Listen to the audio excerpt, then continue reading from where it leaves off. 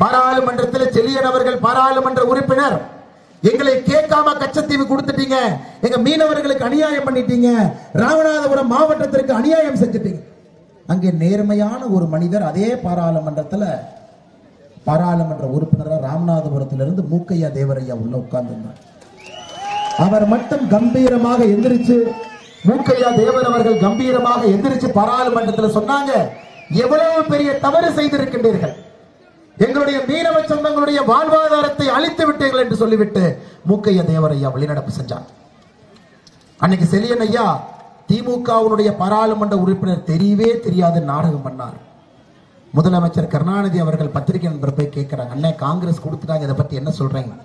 நெஞ்சம் பதைத்தது, உதடு துடி துடித்தது அப்படிங்கிறார்.